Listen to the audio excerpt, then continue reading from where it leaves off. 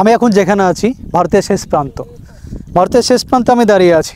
ওপরে হারোডাঙ্গা ক্যাম্প, এরপরে এই যে নদীটা, পদ্মা নদী দেখা যাচ্ছে, তারপরে একটু মাত্র জায়গা আছে, তারপরে 0 পয়েন্ট, তারপরে বাংলাদেশ। এখান থেকে একটা বিল্ডিংও দেখা যাচ্ছে। আমরা নদী মানে পদ্মার নিচে আছি, তাই বিল্ডিংগুলো আমরা দেখাতে পারছি না, উপরে উঠে অবশ্যই দেখাবো। একটা বিল্ডিং কিন্তু দেখা যাচ্ছে। আর এই যে ক্যাম্প আছে, এদিকে ক্যাম্প দেখো, ক্যাম্প আছে।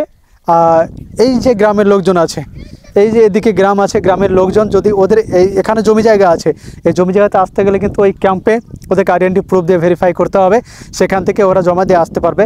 আমাদেরকে কিন্তু ক্যামেরাতে দেখছে, এদিকে ক্যামেরাতে আছে, ওই পারে দেখো, ওই পারে ক্যামেরা আছে।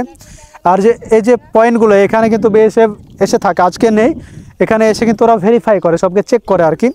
আর ওই পারে তুমি দেখো, ওই পারে কিন্তু বিএসএফ আছে, পদ্মার ওই পারে, ওই যে দেখা যাচ্ছে ওই পয়েন্টগুলো দেখা যায়, পয়েন্টে বিএসএফ আছে, এদিকে ক্যামেরা আছে, পুরো ক্যামেরাতে কিন্তু ওরা দেখছে আর কি।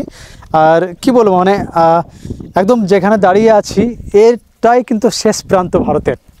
এরপরে কিন্তু আর কোনো গ্রাম নেই, ডিরেক্ট এবারে বাংলাদেশ। আর যে নৌকাগুলিতে করে ওই পারে ইন্ডিয়া যে একটু জায়গা আছে, ওই পারে কিন্তু বিএসএফ বর্ডার সিকিউরিটি ফোর্স যারা আছে, ওই পারে নৌকাগুলিতে করে কিন্তু যায়। এছাড়া এখানকার যারা জনসাধারণ আছে, যাদের জমি জায়গা এই চরে একটু আছে, তারা কিন্তু চরে আইডেন্টি প্রুফ জমা দিয়ে তাদেরকে চরের প্রতিনিয়ত যেতে হয় আর কি। যাই হোক, ওই যে একটা বিল্ডিং দেখা যাচ্ছে দেখো, বাংলাদেশের বাংলাদেশের যে গ্রিন সিটি যাকে বলা হয়, রাজশাহীর একটা বিল্ডিং দেখা যাচ্ছে। এটাই সম্ভবত উঁচু বিল্ডিং। সেই বিল্ডিংটা, আমি যেহেতু পদ্মার নিচে আছি তাই পুরো বিল্ডিংগুলো দেখা যাচ্ছে না, উপরে গেলে অবশ্যই দেখা যাবে। একদম দেখো একটা বিল্ডিং দেখা যাচ্ছে আর কি। আর এ দেখো মানুষজন দেখো, ওরা চর থেকে এলো, এরা কিন্তু ডেট ক্যাম্পে চলে যাবে, তাই তো?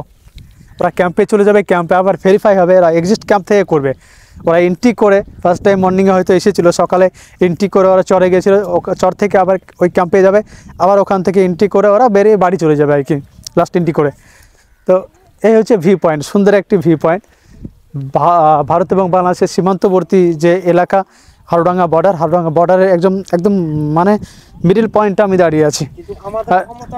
না, আমরা ওই পারে যেতে পারবো না, ওই পারে আমরা চাইলেও যেতে পারবো না, ওই পারে তারাই যেতে পারবে, এখানকার যারা স্থানীয় আছে, হ্যাঁ, তারাই যেতে পারবে। ওরা আইডেন্টি প্রুফ দিয়ে এন্ট্রি করে তারা যেতে পারবে।